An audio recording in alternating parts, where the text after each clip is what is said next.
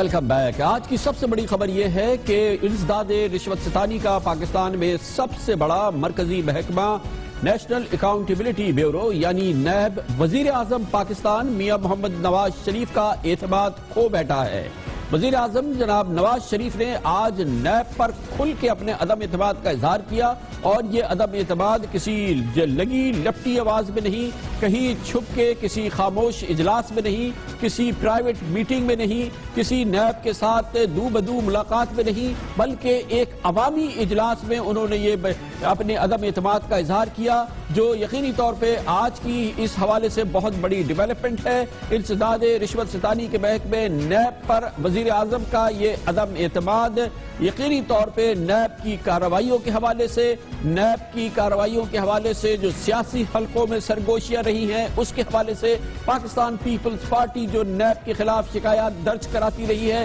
اس حوالے سے ایک بہت بڑی پیش رفت ہے۔ وزیر اعظم جناب نواز شریف نے اس کا اظہار آج اپنے موضوع سے ہٹ کے جب وہ بھاولپور میں بلدیاتی انتخابات میں پاکستان مسلم لیگ نون کے کامیاب ہونے والے امیدواروں سے بات کر رہے تھے، ان سے خطاب کر رہے تھے، اس خطاب کے موضوع سے ہٹ کے انہوں نے نیب کے موضوع پر بات کی، جو یقینی طور پہ اس بات کی ترجمانی کرتی ہے کہ وزیر اعظم کا دل اس معاملے میں بہت بھرا ہوا تھا، وہ بہت غصے میں تھے۔ اسی لیے انہوں نے کہا کہ نیب لوگوں کے گھروں میں گھستی ہے جھوٹے کیسز کے حوالے سے، بہت بڑا الزام اور بہت بڑا عدم اعتماد تھا جس کا اظہار وزیر اعظم جناب نواز شریف نے کیا۔ ایک نیب جو ہے وہ بھی میرا خیال ہے کہ اس کو اپنا کام زیادہ ذمہ داری کے ساتھ کرنا چاہیے۔ وہ معصوم لوگوں کو بھی جان بوجھ کے ان کے دفتروں میں گھروں میں گھس جاتے ہیں اور وہاں جا کے جو ہے نا وہ ان کو تنگ کرتے ہیں، نہیں دیکھتے کہ یہ کیس جو ہے وہ صحیح ہے یا نہیں ہے، غلط کیسز کے اوپر بھی ہاتھ ڈالنے کی کوشش کرتے ہیں۔ یہ پاکستان کا کوئی عام شہری الزام نہیں لگا رہا، کوئی نیب کا وکٹم شہر نہیں لگا رہا،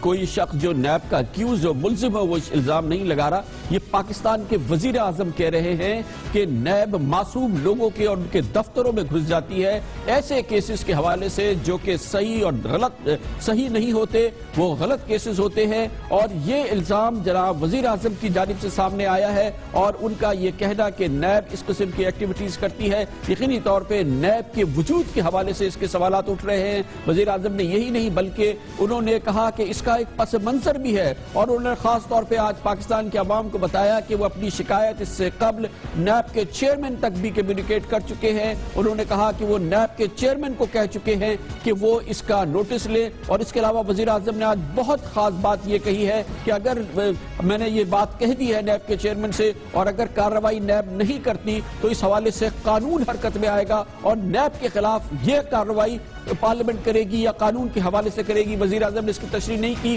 مگر انہوں نے بالکل کہا یہ بات کہ نیب کے خلاف بھی کارروائی ہو سکتی ہے۔ یہ چیئرمین نیب کے نوٹس میں یہ بات پہلے بھی لا چکا ہوں، آئندہ اور بھی لاؤں گا کہ اس طرح سے لوگوں کی عزتوں کو اچھالنا، ناجائز کیسز کے اوپر ان کو پکڑنا اور پھر کام نہ کرنے دینا، سرکاری افسروں کو جو فیصلہ کرنے سے پہلے ڈرتے ہیں ان کو بھی اپنا ڈراتے اور ان کو بھی خوفزدہ کرتے ہیں، یہ بات ٹھیک نہیں ہے، اور میں سمجھتا ہوں کہ اس کا اگر انہیں نوٹس لینا چاہیے، ورنہ پھر حکومت جو ہے وہ اس سلسلے میں ضروری کارروائی اور قانونی کارروائی جو ہے وہ کر سکتی ہے۔ حکومت اس سلسلے میں ضروری اور قانونی کارروائی کر سکتی ہے۔ انہوں نے کہا کہ سرکاری افسر ڈرے ہوئے ہیں، وہ فیصلے نہیں کرتے، اور نیب جو ہے وہ اس حوالے سے وہ اس کی وہ رکاوٹ بن چکی ہے۔ وزیر اعظم جناب نواز شریف نے یہ بات آج کہی ہے، نیب کے حوالے سے کھلا ان کا عدم اعتماد ہے جس کا وہ اظہار کر چکے ہیں، مگر اہمیت کی بات یہ ہے کہ خود وزیر اعظم جناب نواز شریف ہی نہیں، پاکستان کے وزیر اعظم نہیں، پاکستان کی تقریباً تمام سیاسی قیادت اس عدم اعتماد کا اظہار کر چکی ہے، مگر اس کا کوئی نہ کوئی پس منظر ہے، اور یہ پس منظر بہت اہم ہے۔ 18ویں آئینی ترمیم کے بعد سے نیب چیئرمین کی تقرری حکومت اور اپوزیشن کا اس میں متفق ہونا ضروری ہے، اسی لیے اس کے لیے ضروری ضروری ہے کہ نیب کے چیئرمین کی تقرری وہ اس شخص ہی ہو سکتی ہے جس کے لیے لیڈر آف دی اپوزیشن، جو کہ اس وقت پاکستان پیپلز پارٹی کے سید خورشید شاہ ہے، اور leader of the treasury bench یعنی کہ وزیر اعظم پاکستان کا ایک شخص کے پر متفق ہونا ضروری ہے. اور اس کا بھی ایک پس منظر ہے. پاکستان پیپلز پارٹی اور پاکستان مسلم لیگ نون میثاق جمہوریت سے جڑے ہوئے ہیں، جس کی بنیادی شقیں یہ ہے کہ جمہوریت کے حوالے سے ایک دوسرے کے نظام کو تسلسل سے چلنے دینا، ایک دوسرے کی مدت حکومت کو تسلسل سے چلنے دینا، جمہوریت کو کے راستے میں جو پاسٹ ایکسپیرینس ہے، جو ماضی کی جو مثالیں ہیں ان کو سامنے نہ آنے دینا، اور خاص طور پہ ایک دوسرے کے خلاف احتساب کو ہتھیار کے طور پہ استعمال نہ کرنا. یہ دونوں پارٹیز کی اس میثاق جمہوریت کا حصہ ہے جو محترمہ بے نظیر بھٹو شہید اور جناب نواز شریف کے درمیان لندن میں طے ہوا تھا، اور جس کے تحت پاکستان پیپلز پارٹی نے پہلی بار اپنی 5 سالہ مدت حکومت پوری کی تھی. اس کے بعد پاکستان مسلم لیگ نون کا دور آیا، اور اس کے بعد سے جب نیب کے چیئرمین کی تقرری کا وقت آیا تو یہ بہت اہم معاملہ تھا کہ نیب کا چیئرمین ایسا ہو جو باہمی اعتماد کا ہو اور یقینی طور پہ باہمی طور پر قائم اس سیاسی فضا کو خراب نہ کر سکے. اور اسی لیے سابق نیب چیئرمین جناب فصیح بخاری کے بعد جب چیئرمین نیب کے لیے ابتدائی طور پہ حکومت کی جانب سے جسٹس ریٹائرڈ رحمت حسین جعفری، سابق وفاقی وزیر جناب خواجہ ظہیر کے نام سامنے آئے تو جناب سید خورشید شاہ نے اپنی جانب سے جسٹس ریٹائرڈ بھگوان داس اور جسٹس ریٹائرڈ سردار رضا خان کا نام تجویز کیا، جو حکومت کو قبول نہیں تھا. حکومت کے نام جو تھے وہ پیپلز پارٹی کو قبول نہیں تھے. پھر ڈیڈ لاک قائم ہونے پر جسٹس ریٹائرڈ میاں محمد اجمل اور جسٹس ریٹائرڈ اعجاز چودھری کے نام بھی سامنے آئے، مگر مسلم لیگ نون اور پیپلز پارٹی کے سابق وفاقی نے اس نام پر اتفاق نہیں کیا. اور پھر بیک ڈور ڈپلومیسی ہوئی، اور بہت شدید ڈپلومیسی کے بعد پیپلز پارٹی نے اور پاکستان مسلم لیگ نون نے جناب چودھری قمر زمان کے نام پر اتفاق کیا، جو سابق سیکرٹری داخلہ بھی ہیں اور ایک معزز اور اچھی شہرت والے پاکستان کے فیڈرل بیوروکریٹ بھی ہیں. جس کے بعد انہوں نے 10 اکتوبر 2013 کو اپنے عہدے کا چارج سنبھالا. سیاسی مبصرین سمجھتے تھے کہ اس اپوائنٹمنٹ کے پیچھے کم از کم یہ بات ضرور قائم ہے کہ اس دوران پاکستان پیپلز پارٹی کا کسی قسم کا نیب اس انداز کا احتساب نہیں کرے گئے جو کہ پاکستان پیپلز پارٹی کو بہت زیادہ مشکل میں ڈال دے. اور ایک خاموش رضامندی کے تحت جناب چودھری قمر زمان نے نیب کے چیئرمین کے عہدے کا حلف اٹھایا. لیکن یہ صورتحال گزشتہ سال 7 جولائی کو بڑی تیزی سے تبدیل ہوئی جب نیب نے سپریم کورٹ کے کہنے پر ایک رپورٹ جمع کرائی میگا کرپشن کیسز کے حوالے سے جو اس کے پاس پینڈنگ ہیں. اور اس نے سنسنی خیز یہ صورتحال پیدا ہوئی جب نیب کی رپورٹ میں سامنے آیا کہ وہاں پہ موجود جو پینڈنگ کیسز ہیں اس میں جناب وزیر اعظم نواز شریف، وزیر اعلیٰ پنجاب جناب شہباز شریف، وفاقی وزیر خزانہ جناب اسحاق ڈار اور سابق صدر جناب آصف علی زرداری، سابق وزیر اعظم جناب راجہ پرویز اشرف اور پھر چودھری شجاعت حفیظ سمیت کئی اہم رہنماؤں کے خلاف مالی ضابطگیاں، اراضی اسکینڈل اور اختیارات کے ناجائز استعمال سے متعلق 150 کیسز کی تحقیقات چل رہی ہے. پینڈورا باکس کھل گیا اس رپورٹ کے سامنے آنے کے بعد، اور ظاہر ہے کہ اس کے حوالے سے تحفظات بھی تھے، شکایتیں بھی تھی، اور یقینی طور پہ یہ نیب میں پینڈنگ کیسز ضرور تھے لیکن اس کی میرٹ کے حوالے سے بہت زیادہ صورتحال مختلف تھی. اور پھر صورتحال تبدیل ہونا شروع ہوئی اور شاید یہ بلڈ اپ ہونا شروع ہوا پچھلے جولائی سے، اور آج اس چیز پر سامنے آیا. اور اس کی جیسے یہ رپورٹ سامنے آئی تھی لگ گیا تھا کہ اب اس سلسلے میں حالات نیب کے حوالے سے خراب ہوں گے، سیاسی جماعتیں یقینی طور پر اس پر ناراض ہوں گی. اسی لیے اس رپورٹ کے آنے کے فوراً بعد وفاقی وزیر اطلاعات و نشریات جناب پرویز رشید نے ایک بیان میں فوری طور پہ کہا نیب کو بھی یہ اختیار نہیں دیا جا سکتا کہ وہ صرف لوگوں کی پگڑی اچھالتا رہے. نیب کو خود یہ فیصلہ کرنا چاہیے کہ اگر 15 سال 16 سال تک وہ اپنے الزامات کو ثابت نہیں کر سکتے تو ایسے مقدمات درج کرنے پہ نیب کو کیا سزا ملنی چاہیے. اور اگر نیب اپنے لیے خود سزا تجویز نہیں کر سکتا تو پھر پارلیمنٹ کو نیب کے لیے قانون بنانا چاہیے کہ جب آپ کسی پر مقدمہ بنائیں گے اور وہ مقدمہ اگر درست ثابت نہیں ہوگا تو پھر آپ کو بھی وہ سزا ملے گی جو آپ نے ملزم کے لیے تجویز کی تھی. پارلیمنٹ کو نیب کے حوالے سے قانون بنانا چاہیے، اور اسی وقت اندازہ ہو گیا تھا کہ خطرے کی گھنٹی بج گئی ہے. یہ اگلا دن تھا جب سپریم کورٹ آف پاکستان میں نیب نے اپنے میگا کرپشن کیسز کی فہرست پیش کی تھی، اور پھر اس حوالے سے بڑی تبدیلی آئی جب 30 ستمبر کو سینٹ کے چیئرمین جناب رضا ربانی نے احتساب کرنے والے ادارے نیب کے احتساب کا مطالبہ کیا، اور ایسا لگا کہ پینڈورا باکس کھل گیا ہے. ایک اکراس دا بورڈ اکاؤنٹیبلٹی اور دوسرا नैब के कानून को देखने की जरूरत है। नैब के कानून को इसलिए देखने की जरूरत है कि जो अदारा पूरे मुल्क का एहतसाब कर रहा है, उस अदारे का एहतसाब कौन करेगा? आपको गौर से देखना होगा कि जनाब रजा रब्बानी जो कि चेयरमैन सेनेट हैं, पाकिस्तान पीपल्स पार्टी के इंतहाई अहम रहनुमा हैं, वो नैब के कानून में तरमीम की बात करते हैं। नैब के कानून के हवाले से जो इस वक्त सूरत हाल सामने है उसमें तरमीम की बात करते हैं। पार्लियामेंट नैब के खिलाफ एक्शन ले, ये जनाब परवेज रशीद ने कहा था जनाब रजा रब्बानी के हवाले से, यानी कि नैब से जो अदम एतमाद है वो नुमाया होकर दोनों पार्टियों के सामने आ चुका है। और नैब के हवाले से ये दोनों पार्टीज ये चाहती हैं कि ये दुरुस्त अंदाज में काम नहीं कर रही। इसको दुरुस्त अंदाज में काम करने के लिए जो चीज़ भी हो सकती है, वो जिसका आज वज़ीर आज़म जनाब नवाज शरीफ ने कहा कि उसके लिए ज़रूरी कार्रवाई हुकूमत करेगी। नैब की बदकिस्मती ये है कि न सिर्फ ये कि पाकिस्तान पीपल्स पार्टी और पाकिस्तान मुस्लिम लीग नून उससे शदीद नाराज है। नैब की जो अपॉइंटमेंट्स हैं, नैब के जो चेयरमैन हैं जो कि ज़ाहिर है किसकी सरबराही कर रहे हैं, पाकिस्तान तहरीक इंसाफ के सरबराह जनाब इमरान खान, पाकिस्तान तहरीक इंसाफ भी नैब से खुश नहीं है। ये यकीनी तौर पर नैब के लिए इंतहाई बदकिस्मती की बात है। ये जो नैब है, ये नैब दोनों मेन पार्टीज ने मुका करके एक नैब बनाई है, इसलिए ये नैब पकड़ ही नहीं सकती। इसलिए जब वो रेंजर्स अब जा रहे हैं वो दहशत गर्दी के पैसे के पीछे, वो जब लोगों को पकड़ते हैं तो ये शोर मचा देते हैं कि जी ये आप अपने हाथ से बाहर निकल रहे हैं। इसका हल ये है कि आप एक नैब ऐसी बनाएं जो गैर जानबदार हो, जो इंडिपेंडेंट हो, जो पावरफुल हो, जो किसी में इम्तियाज ना करे, जो करप्शन करे वो पकड़ा जाए। बहुत ही नाजुक मामला है कि न सिर्फ ये कि पाकिस्तान पीपल्स पार्टी, पाकिस्तान मुस्लिम लीग नून, वजीर आजम खुद नैब को नए अंदाज से तश्कील देने की बात करते हैं, नैब में किसी बहुत बड़ी तब्दीली की बात करते हैं मुख्तलिफ हवालों से। खुद तहरीक इंसाफ और जनाब इमरान खान भी कहते हैं कि नैब को नया रुख देना है, कोई नई नैब बनाने की जरूरत है। और यकीनी तौर पर जाहिर है कि जब ये सूरत हाल है, पाकिस्तान पीपल्स पार्टी चोटी की सतह पर इस वक्त नैब के खिलाफ कैंपेनिंग कर रही है और बिलावल भुट्टो जरदारी इस हवाले से बहुत आगे हैं। नंदीपुर पावर प्रोजेक्ट का क्या हुआ, जिसको आपने बड़ा धूम धड़ाक से इनॉग्रेट किया था? FIA इसकी इंक्वायरी कब करेगी? कहाँ है नैब? किस कोने में धुपकी हुई है ये नैब?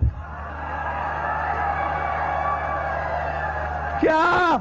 हाथ लरज रहे हैं, टांगे कांप रही हैं? मियां साहब, मैं आपको क्या क्या याद दिलाऊं?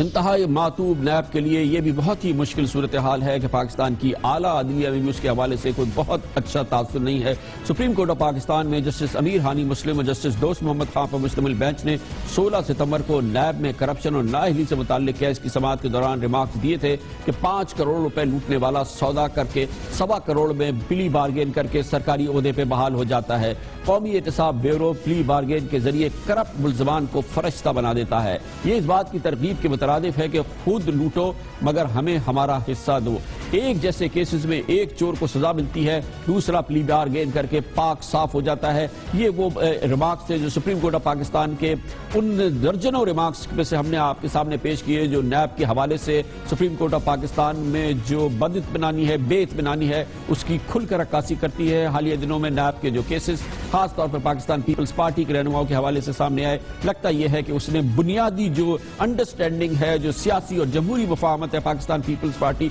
और पाकिस्तान मुस्लिम लीग नून की, उसको बुरी तरह से हिला दिया है, जिसके बाद आज वजीर आजम का सब्र का पैमाना साफ लगता है कि वो लबरेज हो गया। हालिया दिनों में पाकिस्तान पीपल्स पार्टी के जिन रहनुमाओं के खिलाफ नैब ने कार्रवाई की है, जिसको पीपल्स पार्टी शद्दोमत से कहती है कि वो सियासी कार्रवाई है, वो झूठे इल्जामात है, उनमें सबसे अहम केस डॉक्टर आसिफ हुसैन का है जो जनाब साबिक सदर आसिफ अली जरदारी के करीबी दोस्त भी हैं, उनके दस्तराज भी है। उन्हें 26 अगस्त को पहले तो रेंजर्स ने 90 रोज की तहवील में लिया था और उसके बाद अब नैब ने उनको अपनी हिरासत में ले लिया है। بھرپور کوشش کے باوجود ڈاکٹر عاصم حسین کی ضمانت نہیں ہو سکی ہے، اور اس میں سب سے اہم بات یہ ہے جو اس میں نیب کے حوالے سے جو کارروائی ہو رہی ہے اس پہ ضرور سوال اٹھتے ہیں جب وہ کہتی ہے کہ ڈاکٹر عاصم حسین نے 452 ارب روپے کی کرپشن کی ہے۔ یقینی طور پر 452 ارب روپے کی کرپشن کرنا پاکستان میں کسی بھی ادارے کے لیے، کسی بھی شخص کے لیے ناممکن ہے۔ پاکستان کی اکانومی کی سائز میں یہ ناممکن عمل ہے۔ اس لگتا یہ ہے کہ یہ جو تحقیقات ہے اس کا جو انداز ہے یا رخ ہے وہ کسی صورت سے بھی مناسب نہیں ہے۔ اس کے علاوہ نیب کی حالیہ کارروائی کی زد میں جناب آصف علی زرداری کے بہنوئی جناب منور تالپور بھی آ چکے ہیں، جس کا جناب آصف علی زرداری نے بہت ہی برا بنایا ہے۔ اس کے علاوہ حالیہ دنوں میں ہم نے دیکھا ہے کہ سندھ کے چیف سیکرٹری جو ہیں سندھ حکومت کے، ان کے خلاف نیب کی کارروائی کی اطلاعات ہیں۔ شرجیل میمن جو سندھ حکومت کے سابق وزیر اطلاعات و نشریات ہیں، ان کے حوالے سے نیب کی کارروائی اور ان کے خلاف ریفرنس مکمل طور پر تیار ہو رہا ہے۔ اس کے علاوہ اور دوسری کارروائیاں ہیں۔ وزیر اعظم یوسف رضا، سابق وزیر اعظم یوسف رضا گیلانی کے خلاف نیب کی کارروائی، سابق وزیر اعظم راجہ پرویز اشرف کے خلاف بھرپور نیب کی کارروائی، پاکستان پیپلز پارٹی کے دونوں سابق وزراء اعظم کے خلاف یہ بھرپور کارروائیاں یقینی طور پر اس پورے ماحول نے اس بنیادی جو انڈرسٹینڈنگ تھی پاکستان پیپلز پارٹی اور پاکستان مسلم لیگ نون کی، اس کی بری طرح سے متاثر کر دیا ہے، جس کے بعد وزیر اعظم نے آج کھل کے اپنے عدم اعتماد کا اظہار کیا ہے نیب کے حوالے سے، اور انہوں نے وہ شکایت کی ہے نیب کے حوالے سے کہ جو پاکستانی شہریوں کے لیے، پاکستان کے نظام کے لیے یقینی طور پہ یہ ایک ایسی سچویشن ہے کہ اب ہمیں دیکھنا ہوگا کہ اس کا اگلا منصب کیا ہوتا ہے۔ حالیہ دنوں میں یہ دیکھنے میں بھی آیا ہے کہ مختلف بزنس گروپس کے حوالے سے جو نیب کی کارروائیوں کی خبریں میڈیا میں آتی رہی ہیں، اس حوالے سے جو چیزیں سامنے آتی رہی ہیں، اس سے پاکستان کے جو ٹاپ کے بزنس گروپس ہیں ان کے حوالے سے بھی بہت ہی تحفظات سامنے آئے ہیں، اور بہت ہی ایک ایسی سچویشن خراب پیدا ہوئی ہے جس سے بزنس ماحول بری طرح سے متاثر ہوا ہے۔ ارشاد گروپ کے سربراہ میاں محمد منشا کے خلاف مسلسل نیب کی کارروائی کی اطلاعات آ رہی ہیں، گو کہ مسلم کمرشل بینک جو MCB تھا وہ آج سے 26 سال پہلے پرائیویٹائز ہوا تھا، لیکن نیب اب اس کی کارروائی کر رہی ہے، اس کی تحقیقات کر رہی ہے۔ اسی قسم کی کارروائی ایک اور بہت اہم پاکستان کا جو انڈسٹریل گروپ ہے، اینگرو گروپ ہے، اس کی حوالے سے تحقیقات کی بار بار اطلاعات آتی رہی، خاص طور پہ جو حکومت کا کلیدی منصوبہ ہے LNG منصوبہ، LNG ٹرمینل منصوبہ، جس پر وزیر اعظم کا بھرپور اعتماد ہے۔ وزیر اعظم کے دستراز جناب شاہد خاقان عباسی کا بڑا بھرپور اعتماد ہے، اس کے خلاف بھی نیب کی تحقیقات کی اطلاعات آتی رہی اور میڈیا میں خبریں آتی رہی کہ اس میں اربوں خربوں روپے کی کرپشن ہوئی ہے۔ اسی طرح سے کوہ نور انڈسٹریز کے حوالے سے بھی خبریں آتی رہی ہیں۔ یقینی طور پر یہ تمام وہ پس منظر ہے جس نے وزیر اعظم کو آج یہ بیان دینے پر مجبور کیا ہے، اور جس کی وجہ سے نیب کا مستقبل اب انتہائی مشکوک ہو گیا ہے۔ دیکھنا یہ ہے کہ آگے چل کے کیا ہوتا ہے، اس پر مزید بات کریں گے، قانونی رائے حاصل کریں گے ایک چھوٹے سے وقفے کے بعد۔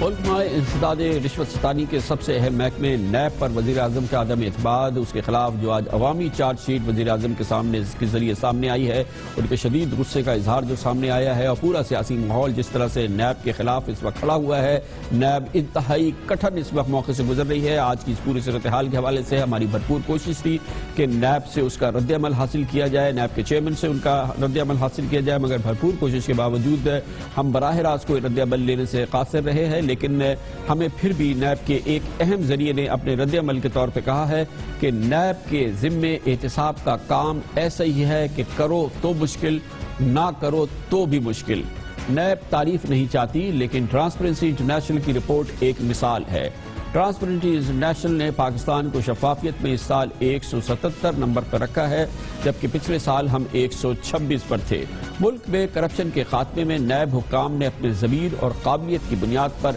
اہم کردار ادا کیا ہے، یہ ہم سے کہا ہے نیب کے ایک اہم ذریعے نے، جو چاہتے یہ ہیں کہ نیب کا نام نہ آئے اور نیب کے اس اہم ذریعے کا بھی نام نہ آئے۔ لیکن آج کی صورتحال نیب کے مستقبل کے حوالے سے شکوک بھی پیدا کرتی ہے، سوالات بھی پیدا کرتی ہے۔ نیب کی آج کی کارروائیوں کے حوالے سے بہت ہی اہم سوالات اٹھاتی ہے، اور نیب کے سامنے اس وقت جو زیر تفتیش مقدمات ہیں یا انکوائریز ہیں، اس حوالے سے بھی یہ ایک بہت ہی مشکل صورتحال ہے، جو کہ یقینی طور پہ نیب کے لیے بھی بہت مشکل صورتحال ہے، اور اس کے مستقبل کے لیے بھی، ان کیسز کے لیے بھی، کیونکہ اس سے دیر پا اور بہت ہی کٹھن قسم کی قانونی پیچیدگیاں بھی پیدا ہو سکتی ہیں۔ ان کا جائزہ لینے کے لیے ہم نے دعوت دی ہے۔ ہمارے ساتھ موجود ہیں جناب خالد جاوید خان، جو پاکستان کے نامور ماہر آئین و قانون ہیں۔ بہت بہت شکریہ خالد جاوید خان صاحب، آپ فرمائیے گا کہ آج وزیر اعظم پاکستان نے عوامی سطح پر پبلکلی نیب پہ اپنے عدم اعتماد کا اظہار کیا ہے. انہوں نے کہا ہے کہ نیب جھوٹے کیسز بناتی ہے, لوگوں کے گھروں میں گھس جاتی ہے, لوگوں کے دفتروں میں گھس جاتی ہے, اور اس سے زیادہ سنگین الزام اس ادارے پہ نہیں ہو سکتا. اس ادارے کی موجودہ حیثیت کے حوالے سے آپ کیا کہیں گے وزیر اعظم کی اس عدم اعتماد کے پس منظر میں؟ آج کے وزیر اعظم کے بیان سے لگتا ہی ہے کہ کسی بڑی بنیادی ترمیم کا پیش خیمہ ہے, اور اس حد تک بات یہ جائز ہے کہ نیب کے خلاف عام شکایات ہیں کہ وہ پہلے گرفتار کرتے ہیں پھر انویسٹیگیٹ کرنا شروع کرتے ہیں, لیکن یہ قانونی سقم دور کیا جا سکتا ہے. اس وقت جو تمام جانب سے حملہ کیا جا رہا ہے یہ وہ لوگ ہیں جن کو نیب انویسٹیگیٹ کر رہا ہے, اور وزیر اعظم اس کے اندر شامل ہیں. تو یہ ایک بڑا اہم سنگ میل ہے نیب کے لیے اور پوری قوم کے لیے کہ پہلی بار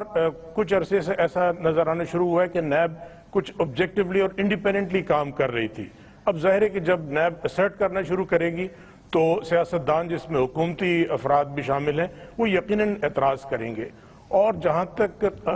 قانون کی ترمیم کا تعلق ہے, یہ ترمیم کرنا پارلیمنٹ کا حق ہے, لیکن یہ ایک ٹرسٹ ہے. اگر وہ ترمیم اس لیے کی جاتی ہے کہ اپنے آپ کو بچانے کے لیے, تو پھر وہ آئین سے متصادم ہوگی وہ ترمیم, اور وہ یقیناً چیلنج کی جا سکتی ہے. لیکن خالد صاحب یہ بتائیے گا کہ اس وقت جو نیب کا ماحول ہے یہ ایک بہت ہی کٹھن ماحول ہے. آپ نے بھی کہا کہ نیب سے شکایت ہے, آپ نے پہلے جملے میں یہ کہا کہ یہ گرفتار کر لیتے ہیں اور اس کے بعد یہ کہتے ہیں. اس کا مطلب یہ کہ شکایت کا تاثر آپ سے لے کے وزیر اعظم تک موجود ہے. مگر یہاں صورتحال یہ ہے کہ صرف وزیر اعظم کو شکایت نہیں ہے, مسلم لیگ نون کو شکایت نہیں ہے, پاکستان کے حزب اختلاف کی سب سے بڑی جماعت کو سب سے زیادہ شکایت ہے. پھر پاکستان کی جو تیسری بڑی جماعت ہے پاکستان تحریک انصاف, اس کو بھی بڑی شدید شکایت ہے. پھر ہم جو عدالت عالیہ میں, عدالت عظمیٰ میں جب معاملات جاتے ہیں, سپریم کورٹ میں, ہائی کورٹس میں نیب کے حوالے سے, جو وہاں پہ معزز جج صاحبان کے ریمارکس سامنے آتے ہیں, جو آبزرویشن سامنے آتی ہیں, جو مسلسل آبزرویشن سامنے آتی ہے, اس کا مطلب یہ کہ نیب کے خلاف شکایات جو ہیں وہ اکراس دا بورڈ ہیں, اور اس کی جو کارکردگی کے حوالے سے جو ریزرویشنز ہیں وہ کم از کم جن اداروں کا ہم نے نام لیا, جن سیاسی جماعتوں کا ہم نے نام لیا, تو اس کا مطلب کیا یہ ہے کہ بنیادی طور پہ نیب کے قوانین میں بڑی تبدیلی کی ضرورت ہے, یا جیسے کہ عمران خان کہتے ہیں کہ نئی نیب بنانے کی ضرورت ہے؟ اس کے لیے ماحول تو سازگار ہے. دیکھیں کامران صاحب, سب سے پہلی بات ہمیں یہ سامنے رکھنا ہوگی کہ ہم احتساب کی دنیا میں ایک نومولود ہیں. ہمارے کلچر میں احتساب کا عنصر شامل ہی نہیں تھا. یہ صرف انتقام کو ہم احتساب آج تک کہتے رہے تھے. اب ظاہر ہے کہ جب یہ پروسیس شروع ہوا ہے تو اس کے اندر مشکلات بھی ہوں گی, اور مشکلات کا ازالہ یہ ہے کہ نیوٹرل جو لوگ ہیں وہ اس کو ایگزامن کریں, اور جو ترامیم کی ضرورت ہے اس کو بہتر بنانے کے لیے میرے خیال میں وزیر اعظم یا اور جو عناصر جو کہ نیب کے انڈر انویسٹیگیشن ہے وہ جن ترمیم کا ذکر کر رہے ہیں وہ نیب کو تباہ کرنے کے لیے ہے, اس کو ڈائلیوٹ کرنے کے لیے, نیوٹرلائز کرنے کے لیے ہے. جہاں تک عمران خان صاحب نے جو نیب کا حوالہ دیا وہ ایک رول ماڈل کے طور پہ ان کی گورنمنٹ ابھری تھی, لیکن انہوں نے جو نیب کے ساتھ حشر کیا ہے تو وہ بھی کوئی بہت اچھا پیش خیمہ نہیں ہے. اس وقت ضرورت ہے کہ نیب کو ہراساں کرنے کے بجائے اس کو امپروو کیا جائے, اس کی پرفارمنس کو. اور یہ ایک بہت اچھی علامت ہے کہ تمام لوگوں کو, اگر نیب سے ان لوگوں کو شکایت ہے جن کی نیب انویسٹیگیٹ کر رہی ہے, تو اس کا مطلب ہے بنیادی خد و خال نیب کا غلط نہیں ہے, ان کی سمت غلط نہیں ہے, صرف پروسیجر کو شاید امپروو کرنے کی ضرورت. مگر قاسم پھر نیب کو بچائے گا کون اس وقت؟ پوری سیاسی قوتیں, پوری جو جمہوری قوتیں ہیں وہ تو اس کے خلاف صف آ رہے ہیں, اس میں کوئی دوسری بات نہیں ہے. جن تین جماعتوں کے ہم نام لے رہے ہیں وہ بھی, اور جن کے نام ہم نہیں لے رہے وہ سب نیب کے خلاف صف آ رہے ہیں. مجموعی طور پر جو صورتحال ہے وہ ہم نے آپ سے, آپ کے علم میں ہے, تمام چیزیں آپ کے علم میں ہے, تو اس ادارے کو اگر بچانا ہے پاکستان میں انسداد رشوت ستانی کے, اس احتساب کے اس ادارے کو, اور بدقسمتی کی بات یہ ہے کہ اس کی ابتدا بھی جناب نواز شریف کے دور میں 1997 میں ہوئی تھی جب انہوں نے احتساب بیورو قائم کیا تھا, پھر اس کے بعد وہ پھر نیب میں تبدیل ہوا. تو اس کو بچائے گا کون؟ یہ کون آئے گا اس نیب کو بچانے کے لیے؟ کیونکہ ہمیں تو یہ لگ رہا ہے کہ اس پر کوئی بڑی قدغن آنے والی ہے, کوئی بڑی کارروائی ہونے والی ہے, کوئی بڑی تبدیلی آنے والی ہے.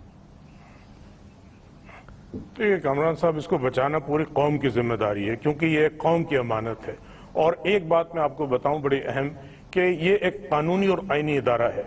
احتساب تو ہونا ہے, اگر قانونی اور آئینی ادارے کے ذریعے احتساب کو روکا گیا تو پھر جو ایکسٹرا کانسٹیٹیوشنل فورسز ہیں وہ احتساب کریں گی، اور وہ بڑا تکلیف دہ احتساب ہوتا ہے، اس سے قوم کئی دفعہ گزر چکی ہے۔ تو بہتر یہ ہے کہ ہم اس احتسابی نظام کو قبول کریں اور اس کو مستحکم کریں جو آئین کے اندر رہتے ہوئے، کیونکہ ویکیوم نہیں ہو سکتا ہے۔ اگر اس ادارے کو آپ تباہ کریں گے تو وہ احتساب ہوگا جو کہ شاید شکایت کرنے کا موقع بھی نہ مل سکے۔ اچھا، آپ کے خیال میں جہاں آپ فرما رہے ہیں کہ کچھ اصلاحات کی ضرورت ہے، اور ہر ادارے میں ہوتی ہے، اس میں تو کوئی ڈاؤٹ ہی نہیں ہے کہ بہتری کی گنجائش ہوتی ہے، اصلاحات کی ضرورت ہوتی ہے، غلطیوں سے سبق سیکھنے کی ضرورت ہوتی ہے، مگر آپ کے خیال میں یہ کام پارلیمنٹ سے نہیں ہونا چاہیے؟ اس کے لیے کوئی ایک بڑا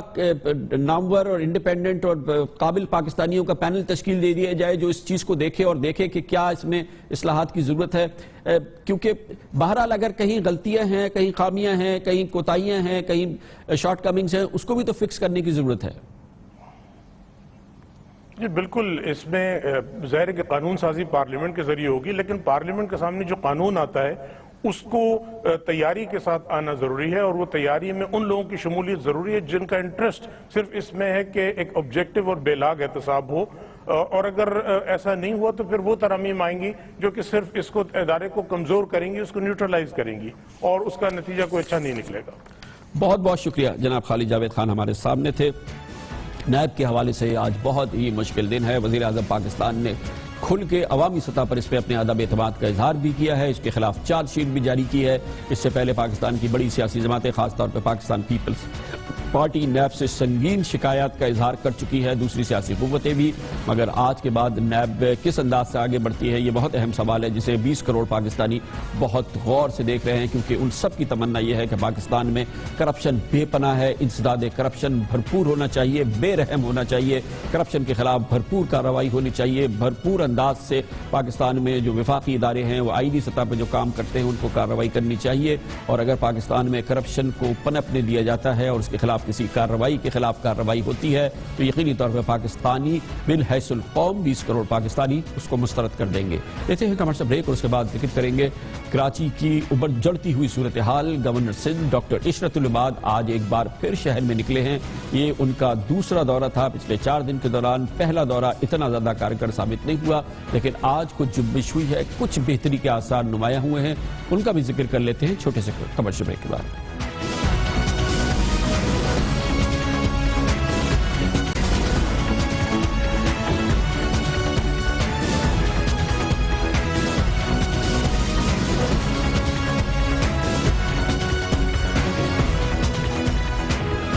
مسلسل اپنے اس پروگرام کے ذریعے ہماری کوشش ہوتی ہے کہ پاکستان کا سب سے بڑے شہر تجارتی دارالحکومت کراچی کے مسائل آپ کے سامنے رکھیں، اور پورے پاکستان کو اور پوری دنیا میں جہاں جہاں ہمارے ویورز ہیں پاکستان کے اس سب سے بڑے شہر کی جو خراب ترین صورتحال ہے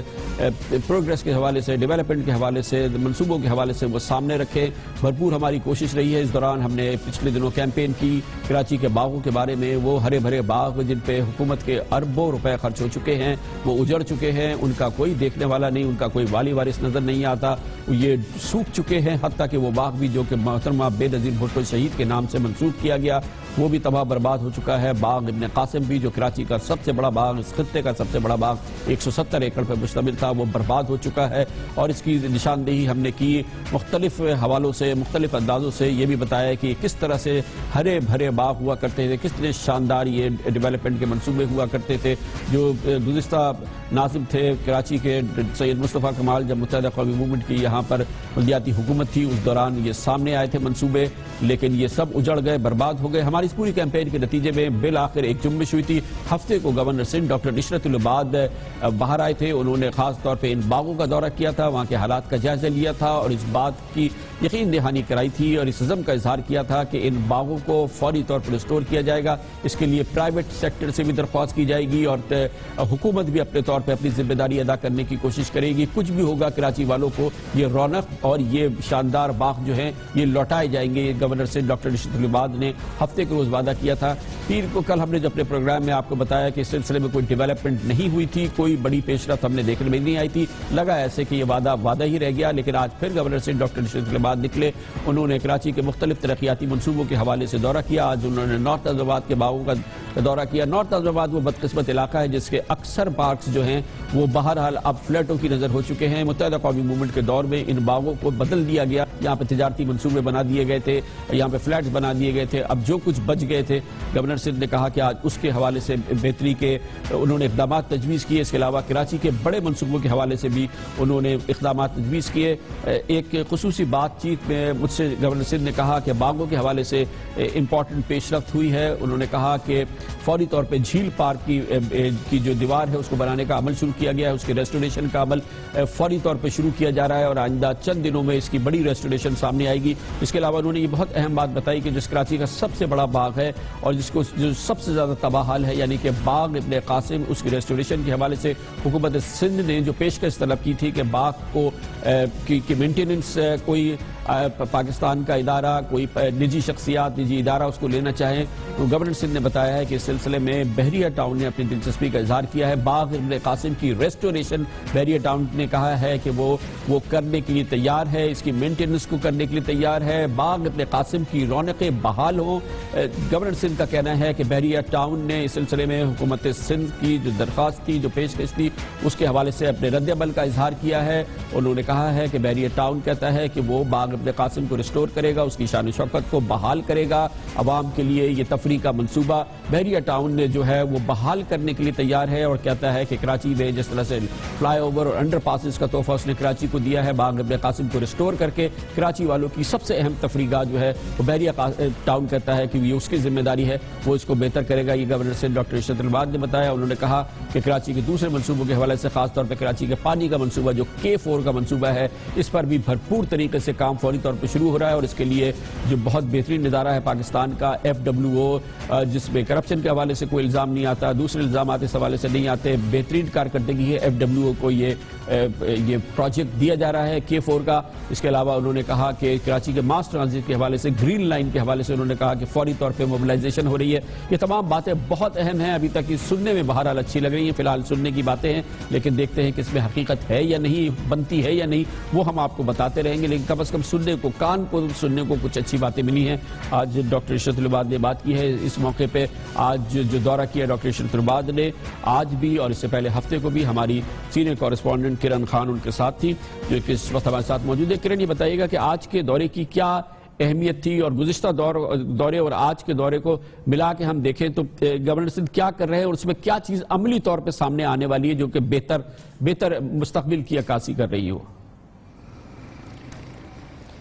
جی بالکل کامران خان صاحب, جو ہم نے خاموشی دیکھی تھی گورنر سندھ کی جانب سے بلدیاتی جو ایشوز تھے, جو سیوک ایشوز تھے, اس حوالے سے اب وہ خاموشی جو ہے وہ ختم ہوتی ہوئی نظر آ رہی ہے. 13 فروری جیسے ہفتے کو انہوں نے مختلف پارکس کا دورہ کیا تھا, اسی طرح آج انہوں نے جو گرین لائن اور اورنج لائن کے جو منصوبے ہیں,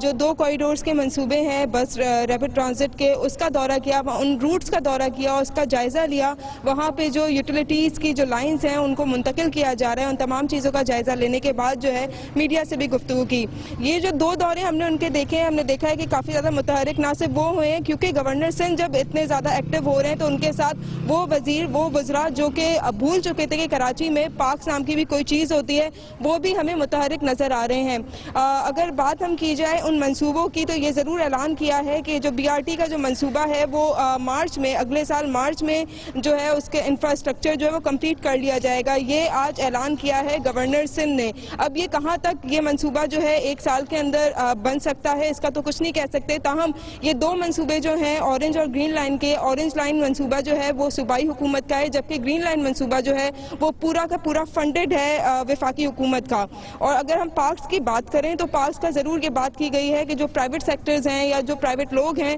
جو خواہش مند ہیں کہ کراچی کے پارکس کو وہ حاصل کریں اور اس کی دیکھ بھال وہ خود کریں, اس پر بالکل بات چیت ابھی جاری ہے, رابطے بالکل ہو رہے ہیں, لیکن اس لحاظ سے اب تک کوئی معاہدہ نہیں ہوا. اگر آفیشلی ہم کسی معاہدے کی بات کریں تو وہ چیز نہیں ہوئی, لیکن فیصلہ ضرور کیا گیا ہے حکومت کی جانب سے اور ان لوگوں کو انوائٹ بھی ضرور کیا گیا ہے جو بے غرض ان پارکس کی جو ہے بحالی کے لیے اپنا کردار ادا کر سکتے ہیں. تاہم اس بات کی تنبیہ بھی ضرور کی گئی ہے کہ ان پارکس کو اپنے کمرشل استعمال کے لیے یا کمرشل یوز یا اس کی تشہیر کے لیے قطعی طور پر استعمال نہ کیا جائے. اس وقت بھی میں جھیل پارک میں موجود ہوں جہاں پہ گورنر سندھ ہفتے کے روز آئے تھے اور اس وقت انہوں نے ہدایت دی تھی کہ کہ یہاں پہ باؤنڈری والز جو ہیں وہ قائم کر دی جائیں، کیونکہ چائنا کٹنگ کی وجہ سے بہت سارے ایریاز جو ہیں پارکس کے وہ لوگ قبضہ کر رہے ہیں، جس کی وجہ سے اب میں دیکھ سکتی ہوں کہ کافی زیادہ یہاں پر جو ہے کام ہو رہا ہے اس وقت باؤنڈریز جو ہیں قائم کرنے کے لیے۔ مٹی بھی ہمیں نظر آ رہی ہے، پتھر بھی یہاں پر موجود ہیں، تاہم جو سست روی ہے، جو ہم نے ہفتے کے روز جتنا زیادہ ایکٹیو دیکھا تھا وزیر بلدیات کو، کمشنر کراچی کو اور جو یہاں کے ایڈمنسٹریٹر ہیں ان کو جتنا ایکٹیو دیکھا تھا، اس طریقے سے ایکٹیو اس وقت نہیں دیکھتے جب ان احکامات کو پورا کرنے کی بات آتی ہے۔ اگر یہ چاہیں تو یہ باؤنڈری والز ایک ہفتے میں بھی بن سکتی ہے، تاہم اب تک 4 دن گزر گئے ہیں، چیزیں یہاں پر موجود ہیں، لیکن اگر پوری طریقے سے ہم کہیں قائم کر دی گئی ہے تو یہ ممکن نہیں ہوگا۔ بہت بہت شکریہ، بہت بہت شکریہ۔ کرن خان ہمارے ساتھ موجود ہیں۔ بہرحال ابتدا ہوئی ہے، جنبش ہوئی ہے، کچھ نہ کچھ تو بگننگ ہوئی ہے، یہ ہم نے آپ کے ساتھ شیئر کی۔ کمرشل بریک اور اس کے بعد ذکر کریں گے وزیر اعظم جناب نواز شریف نے جنوبی پنجاب کے شہر لودھرا کے لیے ایک بڑے پیکج کا اعلان کیا تھا۔ یہ اس وقت ہے جب لودھرا کا ضمنی انتخابات نہیں ہوا تھا، کانٹے کا مقابلہ ہونا تھا پاکستان تحریک انصاف کے جہانگیر ترین اور پاکستان مسلم لیگ نون کے صدیق بلوچ کے دوران وزیر اعظم وہاں گئے تھے اور کئی ارب روپے کے ایک بڑے منصوبے کا اعلان کیا تھا۔ اب اس پہ عمل درآمد کا وقت ہے۔ جہانگیر ترین صاحب کہتے ہیں کہ رات گئی بات گئی، کیونکہ وہ الیکشن جیت گئے ہیں، اس کے لیے لودھرا کے منصوبے پر عمل نہیں ہوگا۔ اس کے بارے میں بات کرتے ہیں ایک وقفے کے بعد۔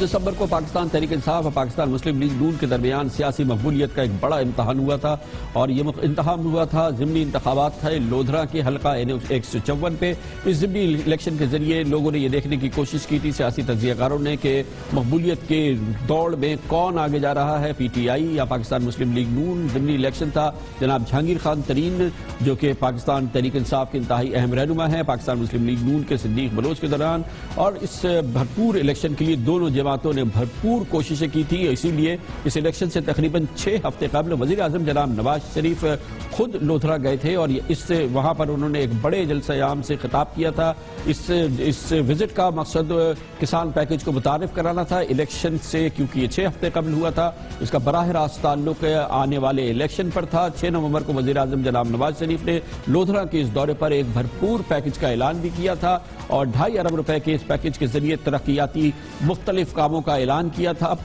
جب یہ اعلان ہوا تھا، اس کے بعد جب الیکشن ہوا، یعنی کہ 23 دسمبر کا جب الیکشن ہوا، جناب جہانگیر خان ترین یہ بھرپور طریقے سے یہ الیکشن جیت گئے۔ پاکستان مسلم لیگ نون کو یہاں پر بڑی شکست ہوئی۔ اس کے بعد سے یہ سوالات جنم دینے لگے کہ کیا وزیر اعظم جناب نواز شریف کا لودھرا پیکج اب بھی اسی شد و مت سے، اسی انداز پہ اس سے عمل درآمد ہو گئے یا نہیں۔ فی الحال اس اعلان کو تقریباً 100 روز ہو گئے ہیں، مگر ان کے ناقدین کہتے ہیں کہ شاید اب اس انداز سے اس پہ عمل نہ ہو، اور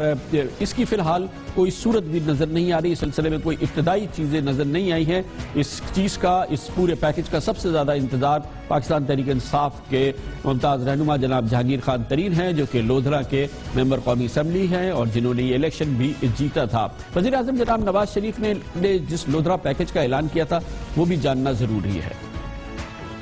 لودھرا کے حوالے سے ڈگری کالج کے حوالے، دنیا پور میں ڈگری کالج کے حوالے سے، لودھرا میں یونیورسٹی کے حوالے سے، پھر پینے کا پانی جو ہے اس کے حوالے سے بات کی ہے، اور پھر فارم ٹو مارکیٹ روڈز کی بات کی ہے، کھیتوں سے منڈیوں تک سڑکیں، جس کا کہ اب جو منصوبہ شروع ہو بھی چکا ہے، اور پھر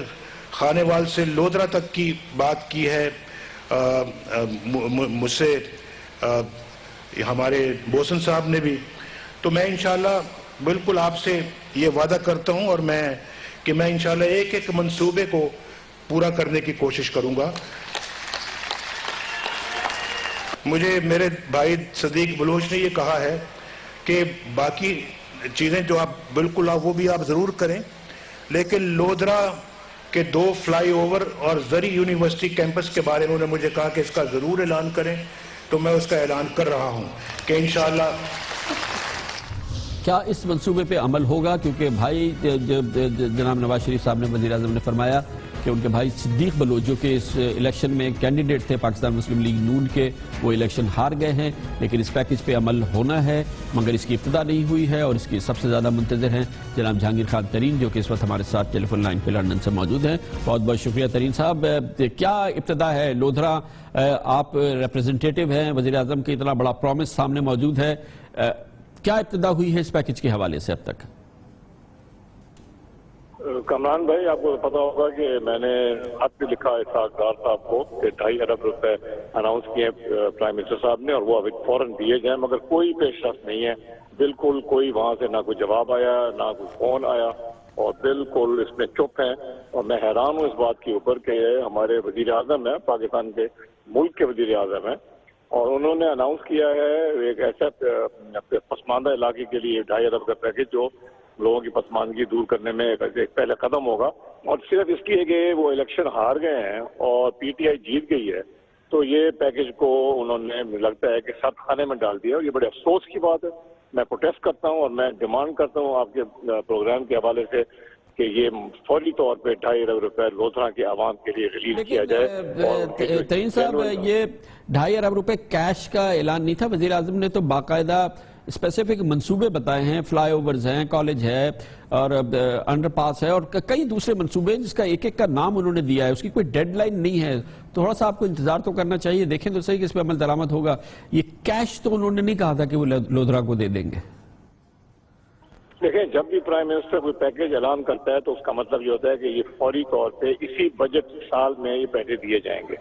یہ تو کبھی نہیں ہوتا کہ ہم اعلان کر دیں کہ جی ہم آپ کو اگلے 2 سال کے بعد دیں گے یا 1 سال کے بعد دیں گے. یہ تو فوری طور پہ اعلان کیا جاتا ہے، لوگ ڈیمانڈ کرتے ہیں، وہ اعلان کرتے ہیں اور وہ فوری طور پہ ایک پروسیس شروع ہو جاتا ہے. اس میں فائنانس ڈپارٹمنٹ جو ہے وہ ایک ایلوکیشن کر دیتی ہے، اس پہ یہ پرائم منسٹر کا ایک اسپیشل ڈسکریشنری فنڈ ہوتا ہے، وہ ہر اسی بجٹ میں وہ موجود ہے،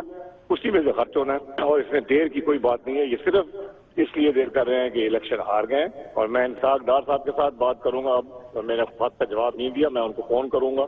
ان سے میں پوچھوں گا، میں ان سے اگر ملنے کی ضرورت پڑی میں ان کو ملوں گا، میں قومی اسمبلی میں آواز اٹھاؤں گا، میں ہر حد تک جاؤں گا. بہت شکریہ جناب، بہت شکریہ جناب جہانگیر خان ترین. بالکل آپ کریں، یہ آپ کا حق ہے. کمرشل بریک اور اس کے بعد ذکر کرتے ہیں اندرون سندھ جو ترقی ہے، کراچی کے علاوہ جو ترقیاتی منصوبوں کا حال ہے اس کا بھی ذکر ہم مسلسل اپنے اس پروگرام کے ذریعے کر رہے ہیں. آج ذکر کرتے ہیں سید خورشید شاہ قائد حزب اختلاف کے سکھر کا. ایک وقفے کے بعد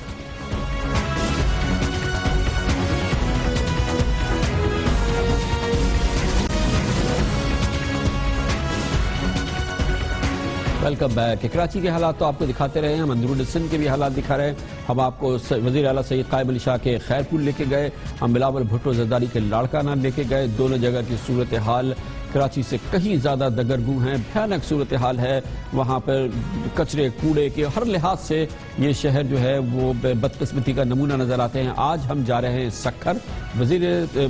قائد حزب اختلاف جناب سید خورشید شاہ کا آبائی شہر سکھر اور پاکستان پیپلز پارٹی کی حکومت کا یہ 8واں سال ہے. سکھر کی حالت کیا ہے یہ ہم آپ کو دکھاتے ہیں اپنے نمائندہ خصوصی اختیار کھوکر کی رپورٹ میں.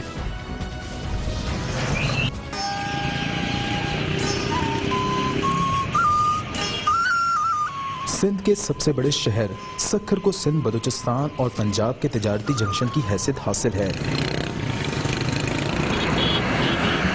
دریا سندھ کے کنارے پر واقع ہونے کے باوجود سکھر کے شہری پینے کے صاف پانی سے محروم ہیں. شہر کے سب سے بڑے واٹر ٹریٹمنٹ پلانٹ کی بحالی کا افتتاح قائد حزب اختلاف سید خورشید شاہ نے 2012 میں کیا، لیکن اب تک مکمل نہیں ہو سکا اور شہریوں کو پچھلے 4 برس سے دریا کا گدلا پانی فراہم کیا جا رہا ہے.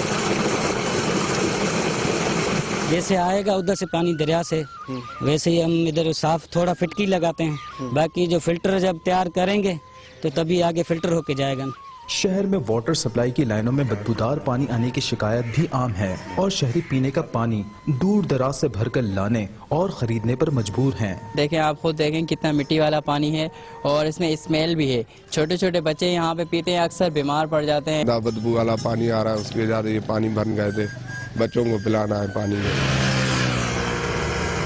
شہر کی طرف آنے والی ہائی ویز اچھی حالت میں ہیں، لیکن شہر کی اہم سڑک بندر روڈ کو چھوڑ کر اکثر سڑکیں ٹوٹ پھوٹ کا شکار ہیں. سڑکوں کی خراب حالت اور انتظامیہ کی غفلت سے تنگ آ کر عوام نے شہر میں جا بجا احتجاجی بینرز لگا دیے ہیں. 22 ارب سے زیادہ کا پیکیج یہاں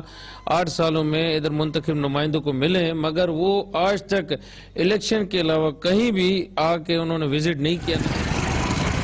سڑکوں کی خستہ حالت کے علاوہ شہر کے اکثر علاقوں میں گندگی کے ڈھیر، ابلتے گٹر और कचरा फैला नजर आता है। सफाई बिल्कुल ना होने के बराबर है।